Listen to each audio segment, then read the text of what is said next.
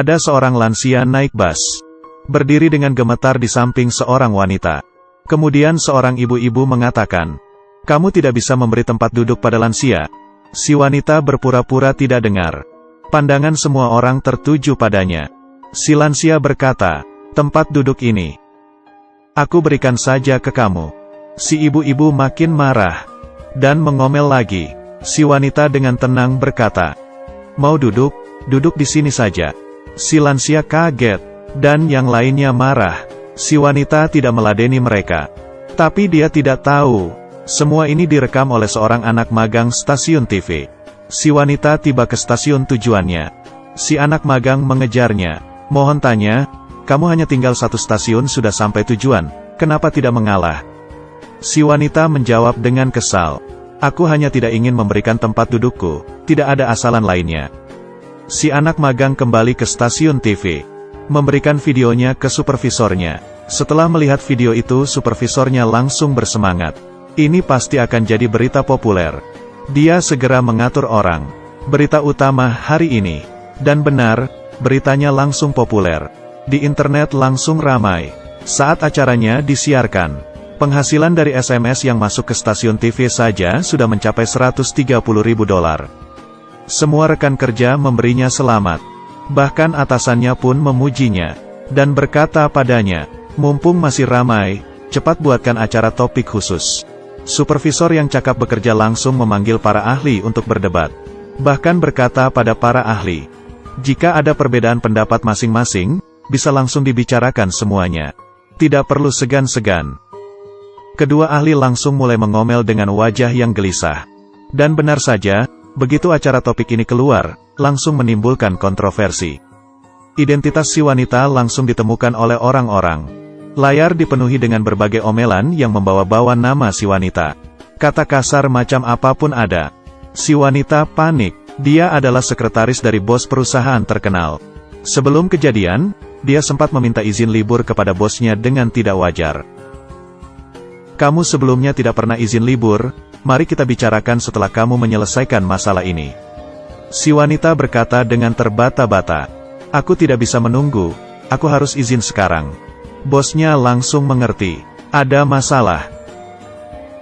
Si wanita menjadi lemas dan mulai menangis. Melihatnya sangat kasihan, bosnya jadi makin penasaran. Ternyata si wanita butuh uang. $1 juta.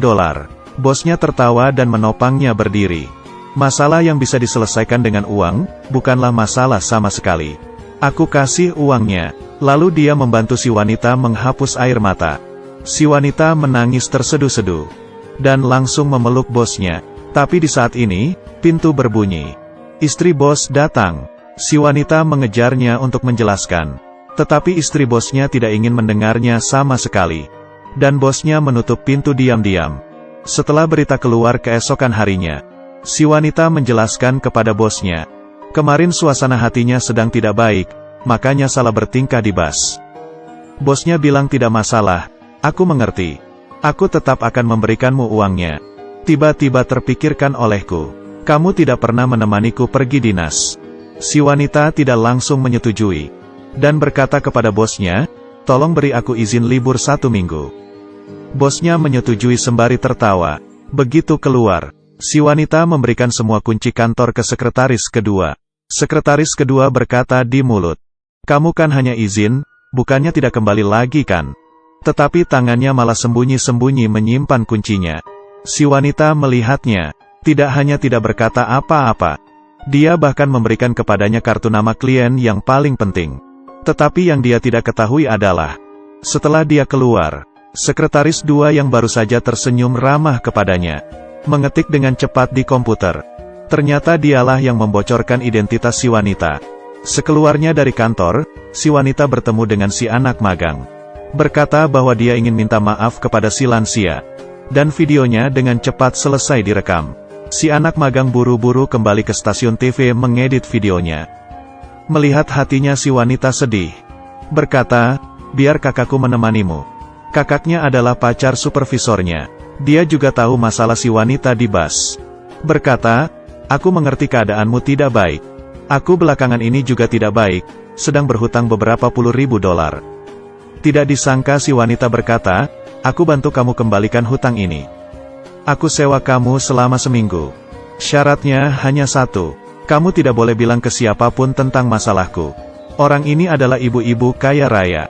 Bukan orang kaya biasa. Pelayan toko bertanya dia mau jam tangan yang seperti apa. Melihat jam tangannya dipakai satu saja, aku tidak ingin membelinya. Jika dipakai 3 sekaligus, aku sangat ingin membelinya. Penjaga toko langsung membantu si ibu kaya raya membungkus barang dengan girangnya. Tetapi saat bayar, "Bu, kartu kamu diblok." Si ibu kaya raya mengganti kartu yang lain. Diblok juga. Ternyata, beberapa hari yang lalu setelah melihat si bos berpelukan dengan sekretarisnya, dia tidak bisa menahan marah, dan melaporkan ke stasiun TV bahwa si wanita merusak rumah tangga orang lain.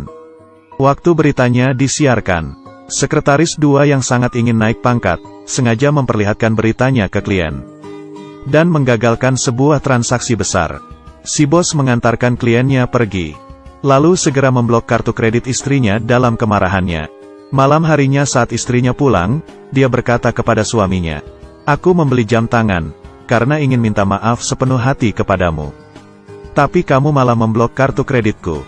Suaminya melihatnya, "Aku mengerti permintaan maafmu, aku bayar." Di sisi lain, si wanita dikejar oleh netizen yang marah karena masalahnya di bus.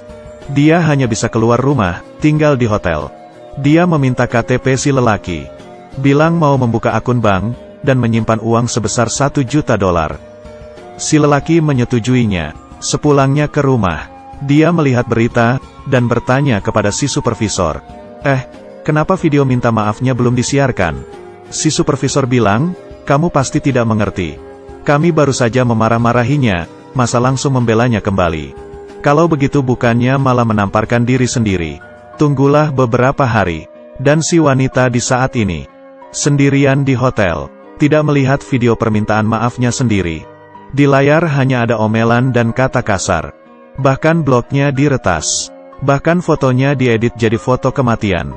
Dia putus asa sampai tidak bisa tidur. Tetapi benar-benar sangat putus asa. Dia bahkan tidak bisa menelan obat tidur. Setelah makan dimuntahkan, setelah muntah makan lagi. Akhirnya tertidur setelah tersiksa semalaman. Keesokan harinya, si supervisor wawancara ke rumah bosnya.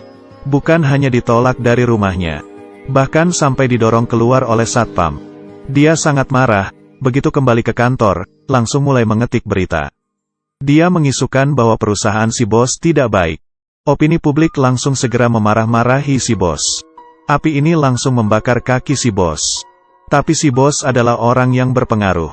Tidak ingin merendahkan diri untuk berdebat. Langsung memerintahkan untuk menegur mereka. Sekretaris 2 langsung inisiatif berkata bahwa si anak magang adalah temannya. Dia pergi menemui si anak magang, memperkenalkan pemilik anak perusahaan, mengatakan bahwa ada pekerjaan santai dengan gaji tinggi. Ternyata anak perusahaan si bos mau membuat video iklan. "Kalian tidak perlu buat, hanya perlu memberikan beberapa masukan saja." Si bos anak perusahaan bahkan berkata, "Berita soal masalah di bus itu saja, supervisor kalian bisa membuatnya dengan sangat baik."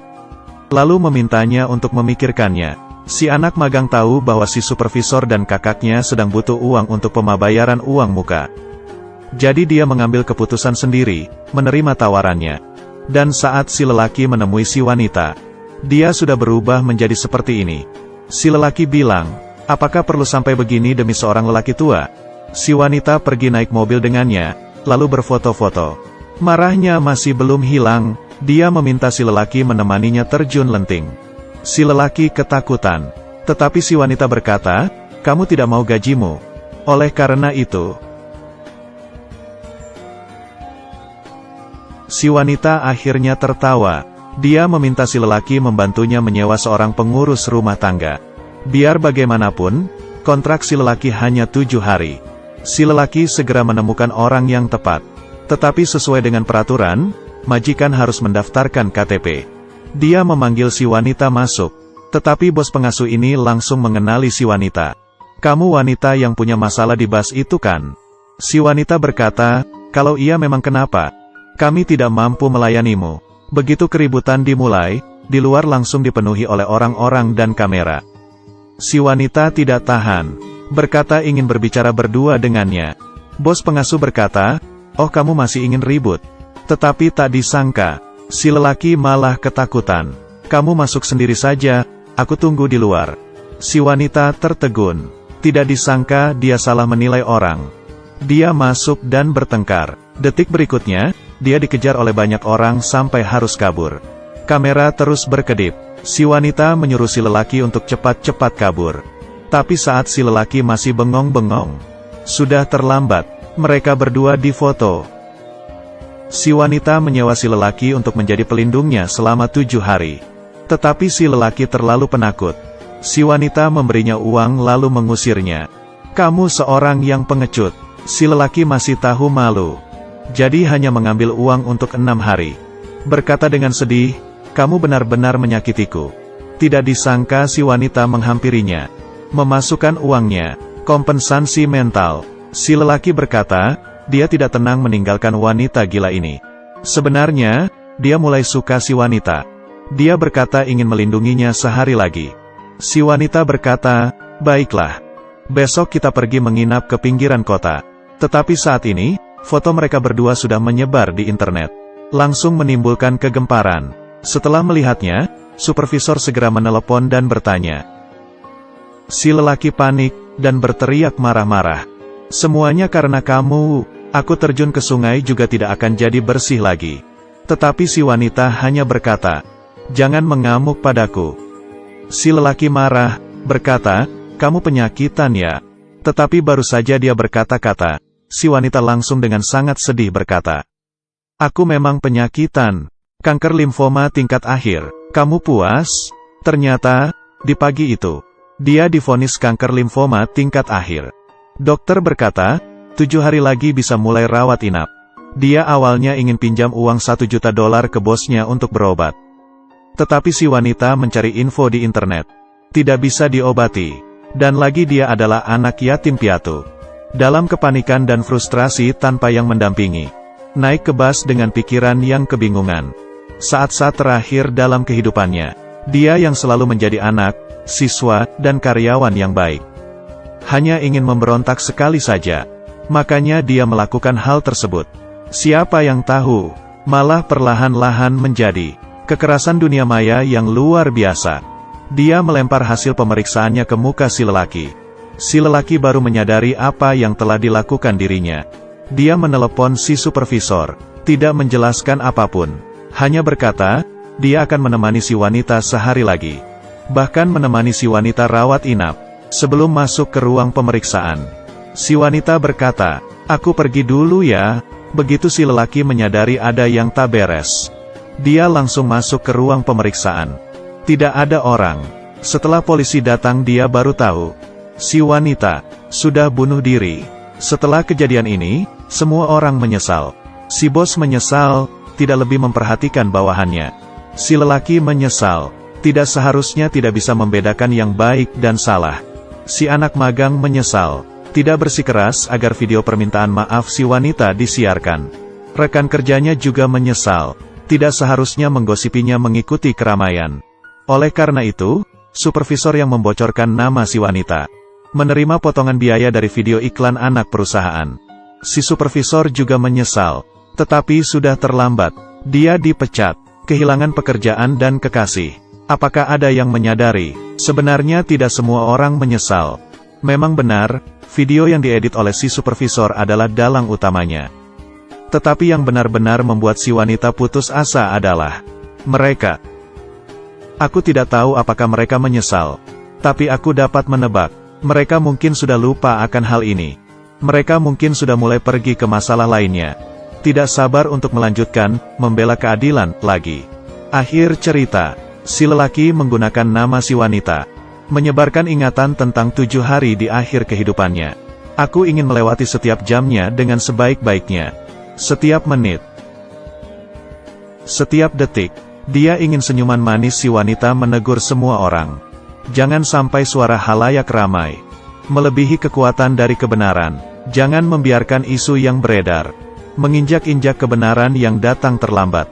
Tapi aku merasa tindakannya sia-sia. Karena dalam gelombang celaan yang ramai, Tidak akan ada yang mendengar catatan kecil ini. Lagi pula kita tahu, kenyataan tidak bisa menghindari hal nyata ini.